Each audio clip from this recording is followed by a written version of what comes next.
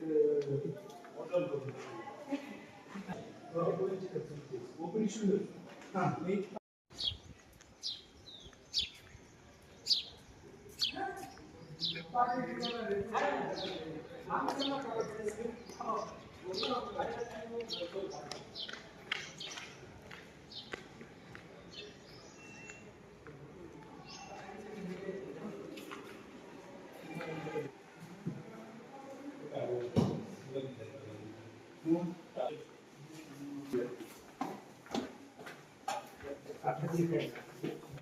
वारीचं मार्ग सांगायला सुरुवात केली.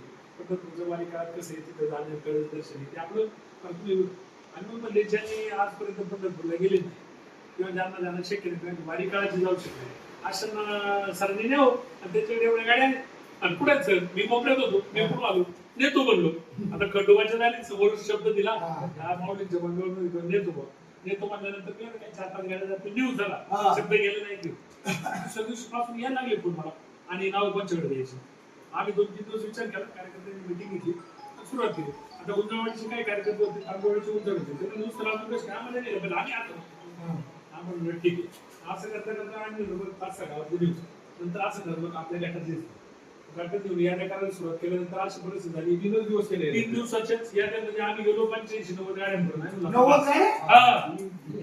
असं काय करा आणि क्रुझर नेल्यानंतर दुसऱ्या दिवशी 47 नेल्या अरे बापरे 92 बसले सगळ्या आणि क्रुझर नेल्यानंतर नंतर 7-8 3 क्रुझर आहे आणि बरोबर कार्यकर्त्यांच्या बारकाल्या नव्हता गाड्या वेगळ्या होत्या त्याच्या मागे पुढे सगळं होत्या त्या 11 गाड्या त्याच आणि यंत्रणा शिकली 100 केली 100च्या वर एक समाधान होतो की लोकांचं मुखदर्शन झालं आणि लोकांना वारी काळात जायची इच्छा असते नाही मी अजून जर 3-4 दिवस जरी गेला असतं का मी आता 10 वर्ष अजून 2-3 हजार लोक निघाले कोकण दौरा करून 10 वर्ष आता मी तेवढे 5-7 लाखामध्ये मी आपला परदेशात जाऊन आलो ऐकलं पण मी नाही मी गरीब लोक 1000 लोक येऊन तुम्ही दरवर्षी खुशी खुशी आपल्या याच्यामध्ये मला ते माझ्या मुलाने दाखवलं म्हणजे पप्पा हवा गाड्यांचं त्यांनी पेटे ठेवली मला आवडतं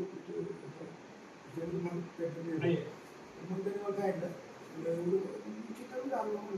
आज मला कळलं स्वतःच्या 70 गाड्या आहेत 32 एकर मध्ये फिरून पाहिलं तर मी ते आल्या मला असं वाटलं मी मंत्राला आलोय चांगलं म्हणायची दाणं ठेवली पाहिजे म्हणजे पारदर्शकपणे तिकडून आल्यावर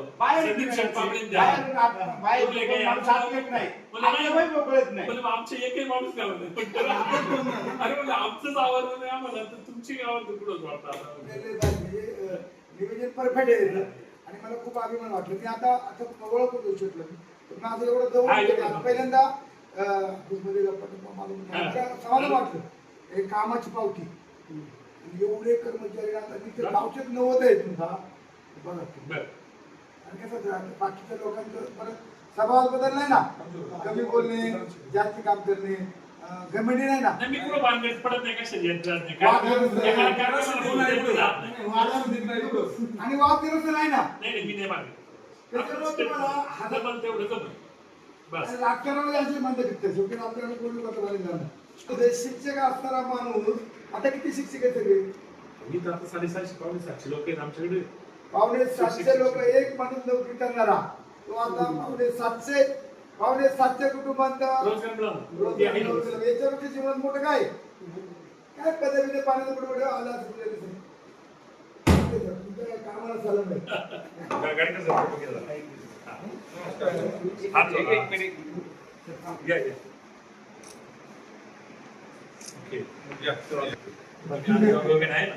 ते गाता लागते ना चला फोटो घ्या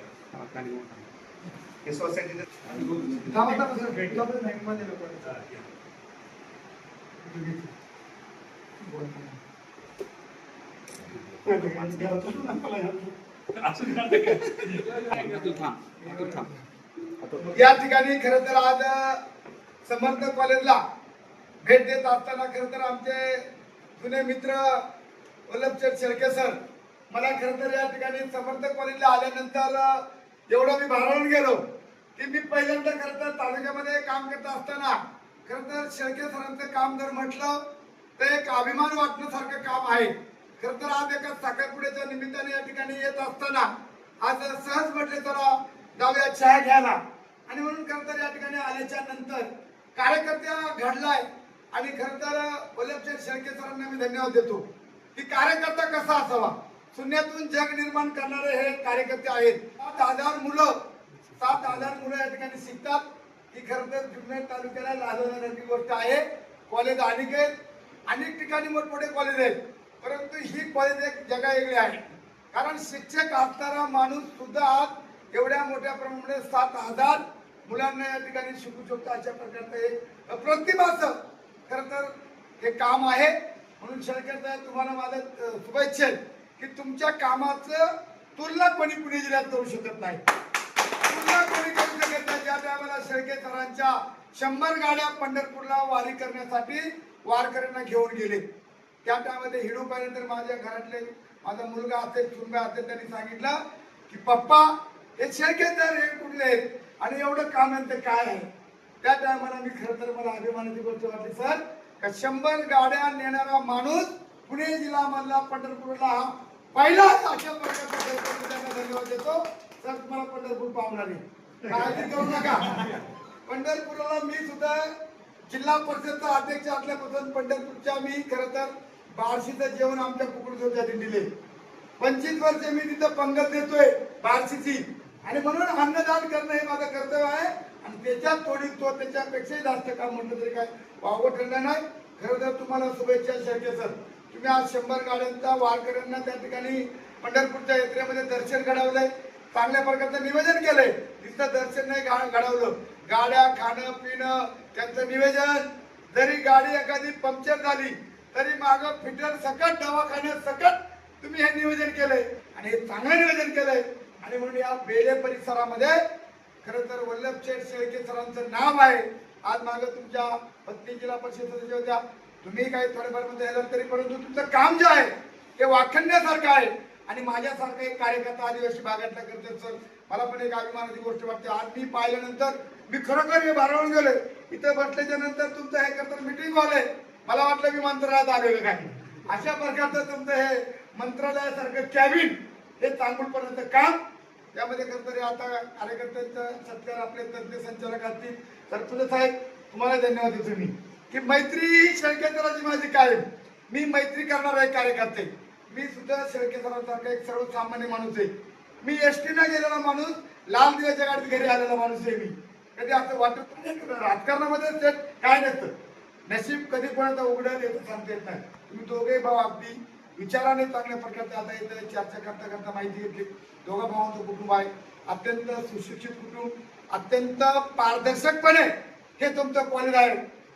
कधी मी माहिती घेतली, गरज पडल्यास कधी आमच्या चुकून मावातल्या एखादा गरीब कोणी विद्यार्थ्याला मदत करा. आणि आमच्यासारखा एक तुम्हाला कार्यकर्ता एक मित्र तुमच्या आजची आपली मैत्री कायम झाली. आपल्या मैत्रीमध्ये कधीच हे होणार नाही. अशा प्रकारचं खरं तर राजकारणाच्या वेळेस शेळके सर तुमचं जे हे काम आहे पारदर्शकपणे हे अत्यंत महत्वाचं आहे. आणि ह्या बेले परिसरामध्ये तुम्ही खरं तर हे शिक्षण हे खरं तर तिसरा डोळे शिक्षणाच्या माध्यमातून तुम्ही भरारी घेतले आणि ती पंढरपूरपर्यंत 100 गाड्याने भरारी घेतले. इथपर्यंत तुमचं काम एकतर अगदी पारदर्शकपणे आहे. आणि या कामाला खरं तर मी सलाम करतो. अधिक तर काय न बोलता परत एकदा तुम्हाला दोघाही भावांना मी धन्यवाद देतो की तुम्ही हे तुमचा जो वसा घेतलाय, तुमच्या आई वडिलांची पुण्य असेल त्या वसा घेतलाय, तो वसा तुम्ही पूर्ण करावा. आणि समाजाची सेवा तुम्ही चांगल्या प्रकारे करताय, पारदर्शकपणे करताय. त्याबद्दल माझ्या पश्चिम भागाच्या वतीनं मी खरं तर तसा महाराष्ट्रातील आदिवासी संघटनेचा संस्थापक अध्यक्ष आहे, म्हणजे राज्याचा अध्यक्ष आहे मी संघटनेचा. तरी मला तुमच्यासारखी सवय आहे काम करण्याची. आणि मला इथं आल्यानंतर खूप बरं वाटलेलं आहे. अगदी खुशी खुशी माझ्या भाषेत म्हटलं तर अगदी खुशी खुशी मी तुम्हाला दोघाही बंधूंना मी खरं तर माझ्या समाज बांधवांच्या वतीनं अगदी खुशी खुशी शुभाशीर्वाद देतो. की आशीर्वाद का देतो का तुम्ही आज 7,000 मुलं घडवताय आणि गरिबाची मुलं या ठिकाणी मोठ्या प्रमाणामध्ये आहात. ज्याला हृदयाला गांधलेला एखादा गरीब असेल त्याची तुम्ही फी पण घेत नाही. याची 4-2 पोरं जरी कोणी गरीबाची आली त्यांना मदत करताय आणि सरळ हाताने मदत करताय. त्याबद्दल मी खरं तर तुम्हाला या ठिकाणी सलाम करतो. आणि परत एकदा तुमच्या या पुढील आयुष्यामध्ये समाधानाचं तुम्हाला लाभो, राजकारणामध्ये तुम्हाला दिशा भेटू असेल. आणि शेळके साहेब कधी ना कधी टिंब हो अशा प्रकारचे जय महाराष्ट्र. जय आदिवासी जय शिवराय.